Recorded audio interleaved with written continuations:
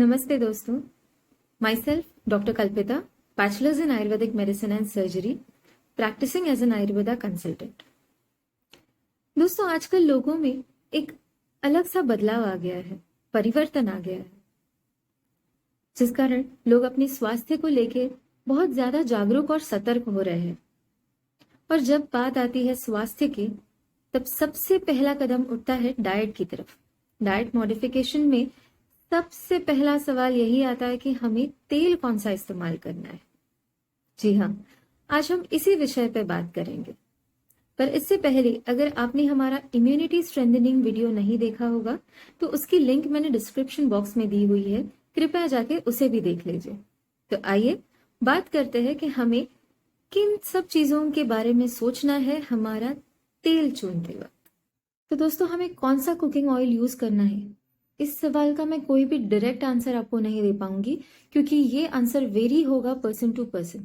तो इसलिए मैं आपको कुछ पॉइंटर्स दूंगी जिस बेसिस पे आपको डिसाइड करना है कि आपके लिए कौन सा ऑयल सूटेबल है। तो आइए, पहला पॉइंटर है ओरिजिन, यानी किस सोर्स से हमें ये तेल मिला है। बीजों से, फलों से, या कोई अन्य सोर्स है। अन्य यानी जो आजकल मार्केट में हमें राइस ब्रान ऑयल मिलता है, ये भूसे से निकाला हुआ तेल है। फलों से यानी एवोकाडो, कोकोनट या ऑलिव ऑयल। बीजों से यानी मूंगफली, सरसों, तिल, सनफ्लावर, सैफफ्लावर, ऐसे अनेक बीजों से जो निकला हुआ तेल है। तो जब हम ऑयल एक्सट्रैक्शन के बारे में बात करते हैं तो इसमें एक इंडस्ट्रियल प्रोसेस इन्वॉल्व होता है। सो जिस तेल को निकालने के लिए ज्यादा प्रोसेसिंग होती है वो डेफिनेटली इकोनॉमिकली भी हमारे लिए थोड़ा बजट से बाहर जाता है। For example, rice bran oil ये सनफ्लावर ऑयल से ज्यादा कॉस्टली पड़ता है। बीजों में 40 to 50% ऑयल होता है, तो उससे ऑयल एक्सट्रैक्शन इजीली हो जाता है। फलों में पानी की मात्रा ज्यादा होती है, तेल की थोड़ी कम, तो इसमें थोड़ा और प्रोसेस लगता है। और जब बात आती है कि भूसे से तेल निकालना है, जो पहले से ही शुष्क द्रव्य है, उसमें से तेल निकालना, इसमें ज्यादा प्रोसेस इन्वॉल्व होती है, तो डेफिनेटली ये हमें ज्यादा कॉस्टली पड़ता है। सेकेंड है सेल्फ ओरिजिन। सेल्फ ओरिजिन यानी कि हम किस रीजन से बिलोंग करते हैं या किस रीजन में हम रहते हैं। फॉर एग्जाम्पल, अगर मैं नॉर्थ इंडिया से बिलोंग करती हूँ तो डेफिनेटली मेरी कुकिंग में सरसों का तेल ये ज्यादा इस्तेमाल होता है। अगर मैं साउथ से बिलोंग करती हूँ तो कोकोनट ऑयल मेरे खाने में ज्यादा इस्तेमाल होता है।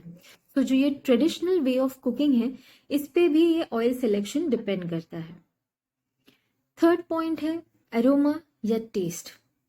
सो जैसे मैंने अगर आपको एग्जाम्पल दिया कि मैं नॉर्थ इंडिया से बिलोंग करती हूँ और अगर मुझे सरसों के तेल में पकाया हुआ खाना पसंद है और अगर मेरा दोस्त मेरे लिए केरला के चिप्स लाता है तो मुझे वो नहीं पसंद आएंगे, because I am not palatable to coconut oil.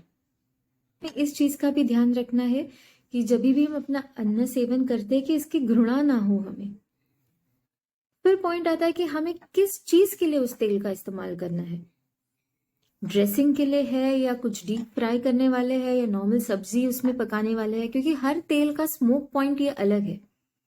जैसे हमने कहा कि ऑलिव ऑयल या एवोकाडो ऑयल, इनका स्मोक पॉइंट बहुत कम है, तो ये ड्रेसिंग के लिए जब सैलड्स पे ऊपर से तेल जब छिड़कना है तो इनके लिए ये तेल बहुत ही उपयुक्त है। पर जब हम इंडियन कुकिंग स्टाइल के बारे में बात करते हैं, जब हम जिसमें ज्यादातर सब्जी पकाते हैं, मसाले पकाते हैं, तो हमारे तेल का स्मोक पॉइंट ये ज्यादा होना चाहिए। ऑलिव ऑयल में हम अपनी सब्जियां नहीं पका सकते क्योंकि वो तेल जल्दी ही जल जाता है और जला हुआ तेल अपनी सेहत के लिए अच्छा नहीं है। तो ऐसे में आप तिल तेल या मूंगफली का तेल इस्तेमाल कर सकते हैं क्योंकि इनका स्मोक पॉइंट बहुत ज्यादा है।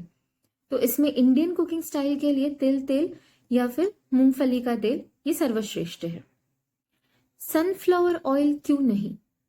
सनफ्लावर या सैफफ्लावर ऑयल से हमारे शरीर में उष्णता, हीट बढ़ती है, पित्त बढ़ता है, इसलिए अगर इसका रेगुलर कंजम्पशन हम करें तो इवेंचुअली स्किन रिलेटेड इश्यूज हम में ज्यादा पा सकते हैं। इसलिए सनफ्लावर या सैफफ्लावर रेगुलर कंजम्पशन में हमें यूज नहीं करना है। हम मॉडर्न साइंस की बात करते हैं तो हमने पूफा या मूफा जैसे शब्द सुने होते हैं। तो ये बेसिकली कुछ नहीं, saturated fatty acids, mono unsaturated fatty acids and poly unsaturated fatty acids, ये 3 टाइप के फैटी एसिड्स हैं। हमारे शरीर पे अनेक आवश्यक परिणाम करते रहते हैं। अब जब इनके बारे में बात करें तो कौन से तेल में पूफा ज़्यादा है या मूफा ज़्यादा है, ये हमें डिसाइड नहीं करना है। इनफैक्ट जिसमें सैचुरेटेड या अनसैचुरेटेड फैटी एसिड्स का जो रेशियो है वो जितना स्टेबल है उतना वो कंजम्पशन के लिए अच्छा होता है, क्योंकि इसमें न्यूट्रिशनल वैल्यू बैलेंस्ड है। तो इसमें भी अगर देखा जाए, जो इसमें तिल तेल है और मूंगफली का तेल है, इसमें इनके रेशियो, ये सारे फैटी एसिड्स के रेशियो स्टेबल अमाउंट में पाए जाते हैं। इनफैक्ट आयुर्वेदानुसार अगर हम देखें तो तिल तेल ये लोकली एप्लीकेशन यानी बाह्य प्रयोग और अभ्यंतर प्रयोग यानी टू कंज्यूम, इन दोनों के लिए ही तिल तेल सर्वश्रेष्ठ माना है। फिर मुद्दा आता है कि हमें रिफाइंड ऑयल लेना है या अनरिफाइंड ऑयल। देखिए, जब हम रिफाइंड ऑयल की बात करते हैं तो उसमें सॉल्वेंट्स यूज किए जाते हैं, हाई टेम्परेचर यूज किया जाता है, हाई प्रेशर यूज किया जाता है उस ऑयल को एक्सट्रैक्ट करने में। उस तेल के फैटी एसिड्स के मॉलिक्यूल्स को चेंज करती है और उसका न्यूट्रिशनल वैल्यू डिग्रेड करती है। तो जितना हो सके हमें कोल्ड प्रेस ऑयल या कच्ची घानी का तेल इस्तेमाल करना है। फिर बात आती है कि हमें फिल्टर्ड तेल इस्तेमाल करना है या अनफिल्टर्ड। तो जब भी हम कोल्ड प्रेस या कच्ची घानी का तेल भी निकालते हैं, डेफिनेटली उसका सीविंग यानी उसको छाना जाता है, और उसमें अगर कभी कभार उस तेल के या फल के कुछ दाने हमें दिखाई देते हैं, जिसे हम सेडिमेंट्स कहते हैं। तो अगर वो सेडिमेंट्स हमारे तेल में आ भी जाते हैं तो हमें कोई नुकसान नहीं देते। तो इसलिए सिंगल फिल्टर्ड ऑयल ये हमेशा अच्छा है। सो डबल फिल्टर या ट्रिपल फिल्टर के लिए जो हम ज्यादा पैसा खर्च करते हैं उसकी जरूरत नहीं है। जब हम ऑयल यूज करते हैं तो हमें 2 चीजों का ध्यान देना है। एक कि हमें एक बार यूज किया हुआ ऑयल ठंडा होने के बाद फिर से यूज नहीं करना है। सेकेंड थिंग, हमें जले हुए तेल को यूज नहीं करना है। अगर हमने गैस पे तेल रख दिया और बाय द टाइम हम कुछ और काम कर रहे हैं और तेल अगर जलने लग गया तो उसमें वापस खाना नहीं बनाना है, वो ऑयल को हमें फेंकना है और हमें नया ऑयल यूज करना है।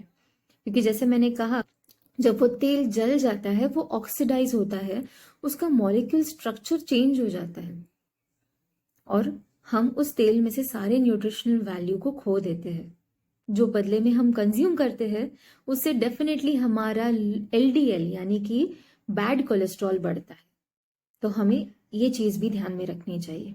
तो हमें बेसिकली इन चीजों को सोच के हमारा तेल चुनना है, जो कि फर्स्ट है अवेलेबिलिटी, यानी वो कितना लोकल है, तो डेफिनेटली उसी से वो इकोनॉमिकल वायबल भी हो जाता है। सेकेंड थिंग, ट्रेडिशनली आप उसे कितना यूज करते आए हैं आज तक। थर्ड थिंग कि आपको वो स्वाद में कितना भाता है। फोर्थ, किस टेम्परेचर में ये आप कुकिंग प्रोसेस करने वाले हो, वो उस तेल पे ज्यादा प्रोसेसिंग ना हुई हो, फिल्टर्ड हो, कोल्ड प्रेस हो। तो बेसिकली ये 7 चीजें आपको ध्यान में रखनी है आपके लिए बेहतरीन तेल चुनने में। धन्यवाद।